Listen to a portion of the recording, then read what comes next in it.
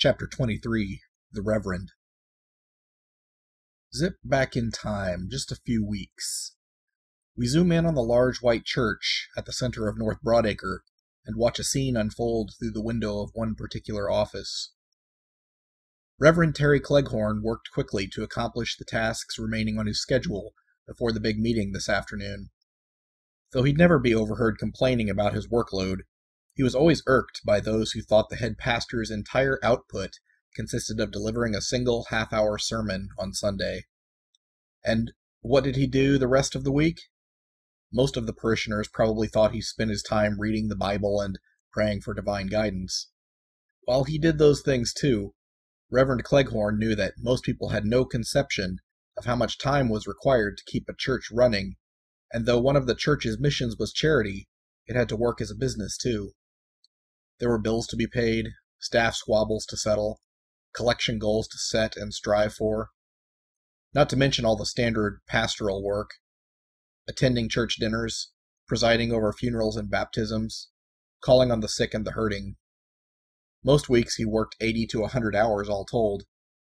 He was keenly aware of how easy it was to burn out in this profession. So many secrets weighed upon his shoulders. No matter what the moral relativists said, he knew there was true evil in the world.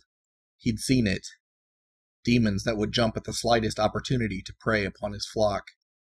They even tried to destroy him, to prevent him from continuing the Lord's work. He'd managed to keep them at bay so far, but it was becoming more difficult.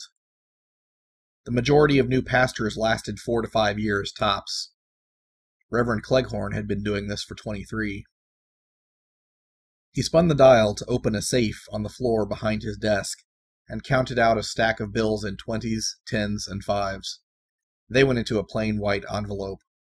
He licked the flap, sealed it tightly, and wrote a large cursive CH on the outside. Then he turned to his ledger. He still enjoyed doing things the old-fashioned way, with paper and pen. On the first empty line, he wrote out, Date, March 4th, 2002. Amount, $300. From account, petty cash.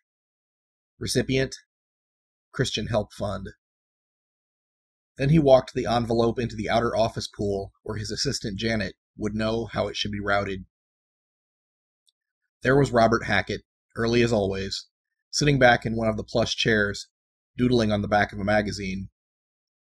Terry had known Bob to be a constant sketcher ever since they'd met more than 15 years ago in Ohio.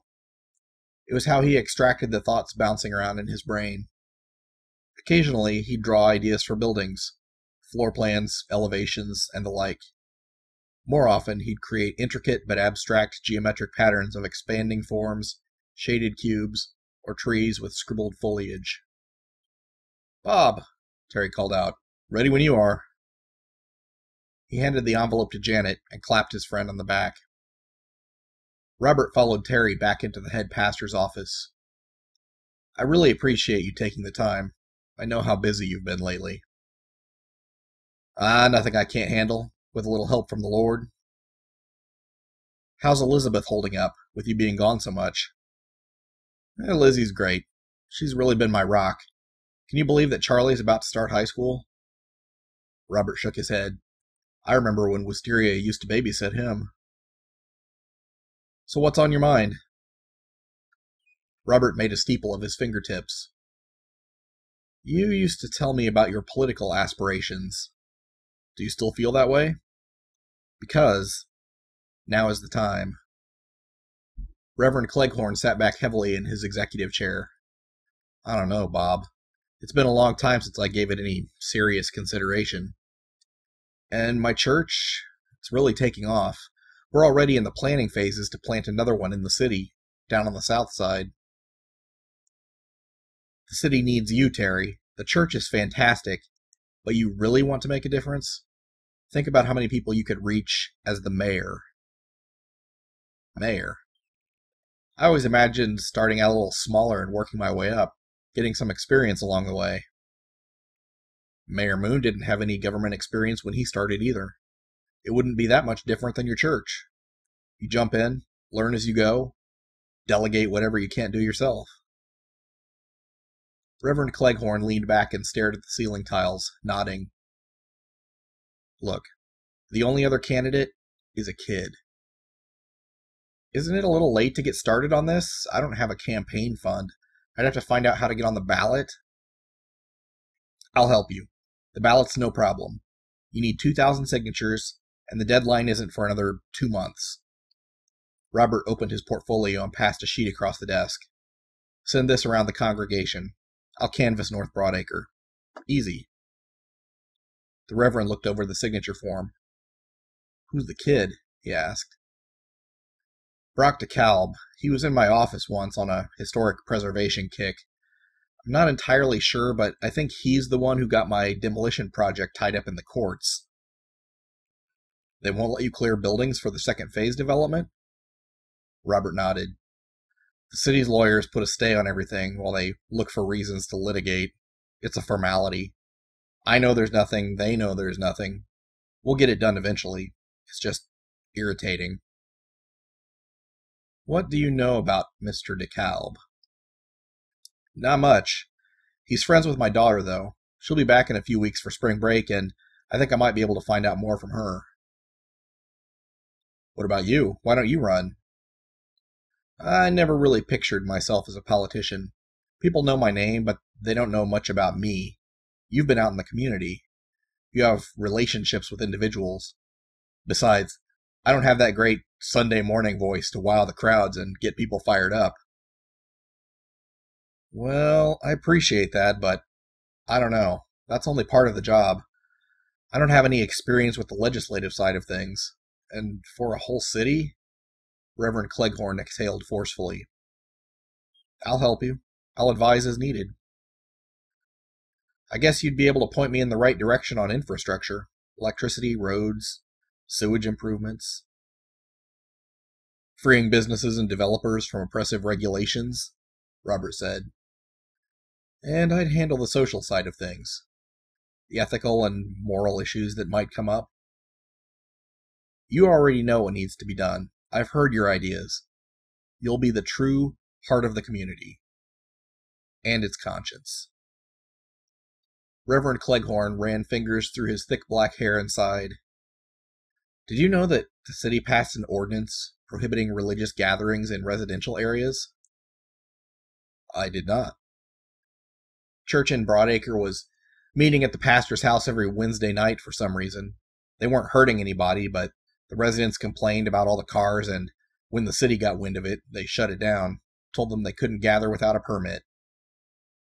Typical. And everybody's working so hard on laws protecting gay rights and criminal rights and child molester rights that they forget all about the rights of the good, moral, upstanding, regular folks. Robert shrugged in a what-can-you-do sort of way. The Reverend was getting himself worked up. This was a good thing. Pretty soon they'll be telling us we have to hire a homosexual child molester as the Sunday school teacher. Robert chuckled. You never know, he said. And don't even get me started on the Muslims. There's mosques in Indianapolis and mosques in Chicago, and we're right in the middle. They'll be here before you know it. After what happened in New York City, somebody has to protect our way of life out here. And I'm pretty damn sure that a 20-year-old isn't going to do it. Okay. I'm getting pretty hot about this. I need to stop. You need some time to pray on it? No. I can feel the spirit moving. I'll do it. But I need some help from you too. Anything you need. Mostly, I'm going to need your advice. Find out whatever you can about DeKalb. I'd like the honor of making the first donation to your campaign fund as well. I'd sure appreciate that. Robert Hackett's eyes fell upon a family photo on the Reverend's desk. It was a picture of Terry, his wife Elizabeth, and their 2 boys, Charlie and Raymond, hiking past a misty waterfall. Sure you don't need to talk this over with Lizzie? I can already tell you she's not going to like the idea. She thinks I'm away from home enough as it is. But this decision is between me and the Lord. I've never felt God's call like this before. Can your assistant pastors step up to take on the big church duties for a while? Terry nodded. They're good men. I trust them fully. This is going to be fantastic, Robert smiled.